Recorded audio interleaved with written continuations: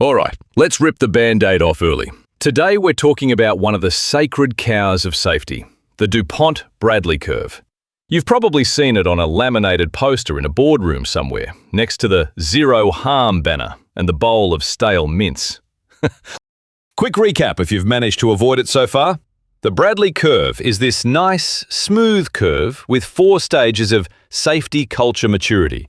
Down the left you've got reactive. That's basically, we care after someone gets hurt. Above that is dependent. Rules, supervision, procedures, lots of policing. Then independent. People take personal responsibility, do the right thing even when the boss isn't watching. And right up the top, halo shining, is interdependent. Teams looking out for each other, shared accountability, everyone a safety champion. Sounds pretty good, hey? Leaders absolutely love this thing. It tells a neat story. If we move our people along these stages, our injuries go down. Culture matures, numbers improve, everybody wins. It's simple, it's visual, and it flatters us. No one wants to say, yeah, we're stuck in reactive, and we kind of plan to stay there. You point at the interdependent end of the curve and go, that's where we're headed, team. And you see it everywhere. Board presentations. Here's our current culture profile on the Bradley Curve. Contractor inductions. We expect you to be up here in the independent zone. Consultant slide decks. Our program will move you from dependent to interdependent in 18 months. Just add water and stir. It's reassuring because it makes culture feel tidy and linear. You can put a dot on the curve year on year and pretend you're measuring maturity like it's a share price. It gives executives a story that fits nicely into strategy documents. We'll improve culture, and that will improve safety performance. No messy nuance, no uncomfortable, it's complicated chat. But here's the rub. The curve basically says better culture and behaviour lead to better results. Full stop. It sells this idea that if people just care more, speak up more, watch each other more, the system will look after itself. That's a massive oversimplification of how work is actually designed, controlled, and constrained. The Bradley Curve doesn't really talk about how jobs are planned, how resources get squeezed, how maintenance is deferred, or how production pressure shapes decisions. It's almost silent on systems, controls, and organisational trade-offs. Instead, it wraps everything into culture and behaviour. If something goes wrong, you slide your finger back down the curve and go, see, we're not as interdependent as we thought. So we end up with leaders obsessing over where we sit on a curve, instead of asking, how is work actually getting done on site? What's happening with our controls? What variability are people battling every day?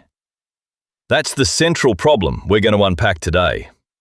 The Bradley Curve tells a simple culture and behaviour story, but in doing that, it pretty much ignores the messy structural reality of how risk is created and managed. And that's where something like ICAM comes crashing through the party.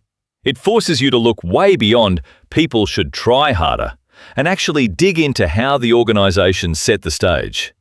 But before we get to that, let's pull apart where the curve really starts to wobble. So let's line up the Bradley Curve next to ICAM and see what's going on under the hood. ICAM, when you strip it back, is about causation across layers, from big-picture organisational factors, down through task conditions, down again to individual actions and human factors.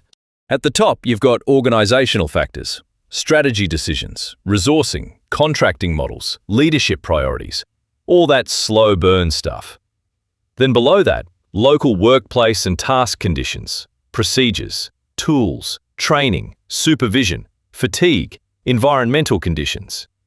And yeah, at the sharp end, you've got individual acts and errors, the slip, the shortcut, the misjudgment.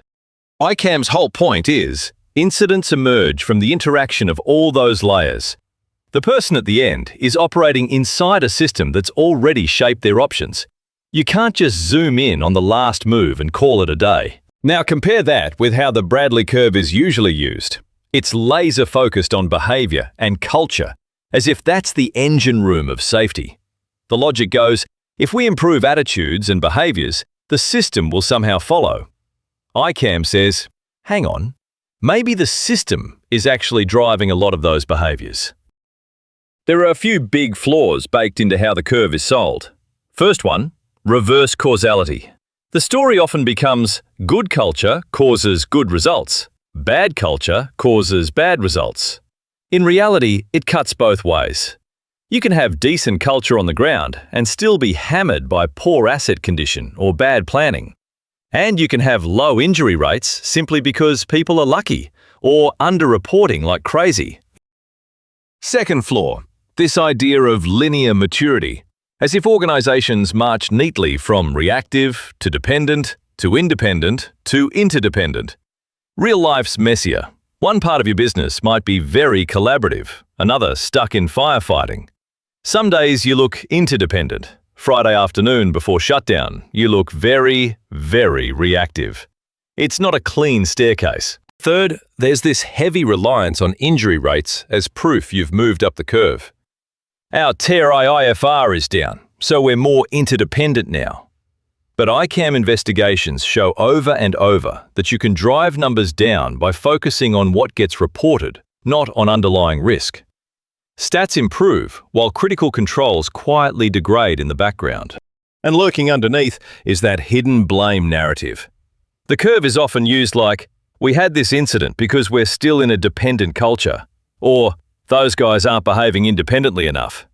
It slides the spotlight back onto people, their choices, their mindset, instead of asking harder questions about the system they're operating in. Let me give you a couple of practical examples from investigations I've seen. On paper, one organisation proudly sat itself at interdependent. They had peer observations, safety shares, all the buzzwords. But when we dug into a serious event, we found critical maintenance had been deferred repeatedly to hit production targets. Controls that looked great in the bow tie were basically mythical on night shift. The teams were looking out for each other. Culturally, they were strong, but they were stuck playing safety Tetris with a broken system. Another one. A site graded as independent, interdependent after a survey. People ticked all the right boxes about speaking up. Then a high-potential near miss happens. ICAM work shows that the task procedure was out of date, permits were routinely fast-tracked to avoid delays, and supervision was stretched across 2 work fronts. The individual decision that nearly caused the harm made perfect sense inside those conditions. You wouldn't see any of that from a dot on the Bradley curve. So that's where the curve falls apart.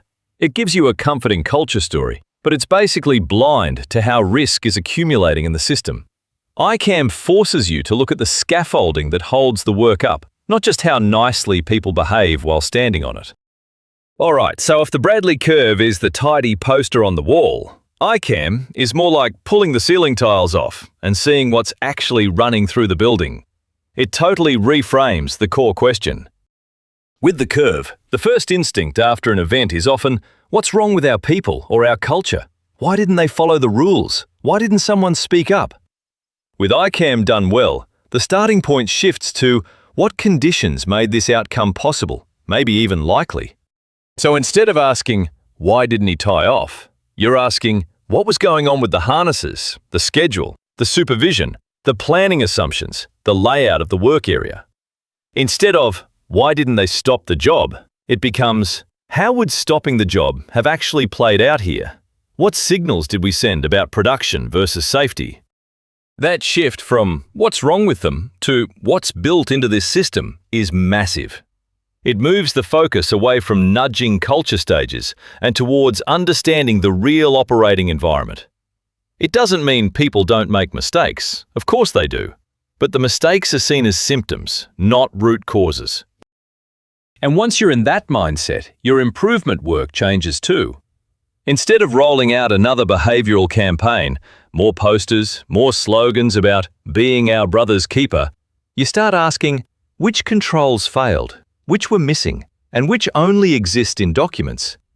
You look at organisational decisions, budgeting, staffing levels, contractor arrangements, asset strategies, all the unsexy stuff that actually changes risk. From an ICAM perspective, strong safety comes from resilient systems, clear and usable procedures, reliable equipment, realistic planning, good information flow, and leaders who respond constructively to bad news. Culture grows out of that, not the other way round in some linear four-stage journey. For leaders and safety pros, this has some pretty concrete implications. Let me put it in stop and start terms, because my brain likes lists. What to stop doing with the Bradley Curve. Stop using it as your main narrative about safety maturity. Stop treating movement along the curve as a KPI. Stop explaining incidents as we're not interdependent enough yet. And stop thinking you can workshop your way up the curve with a few culture surveys and team-building days. What to start doing instead? Start using ICAM-style thinking even before something goes wrong. Ask ICAM-type questions on site walks. What's getting in your way? Which controls are hard to use? Where are you improvising to get the job done? When you do investigate, push hard on organisational and task-level factors, not just the last human action. Start tracking the health of your critical controls with the same enthusiasm you track injury rates. Are isolations effective? Is verification real, or just a tick in the box? Are we resourcing maintenance like we say we value safety? Those are the levers that give you genuine, sustainable improvement. And most of all, start changing the story you tell in the boardroom. Instead of, we've progressed to interdependent culture, try, here's how we've strengthened our systems. Here's what we learned from ICAMs this quarter. And here's how we changed our decisions because of it. That's a harder story to tell, but it's a much more honest one. So yeah, the Bradley Curve might still be on the wall, but if ICAM's doing its job, it's not running the show anymore. The real action is in how you design, resource, and govern work, and how you learn when it bites you. We'll keep unpacking that in future episodes, but for now, maybe take a fresh look at that nice, smooth curve and ask yourself, what's it hiding about how we really manage risk?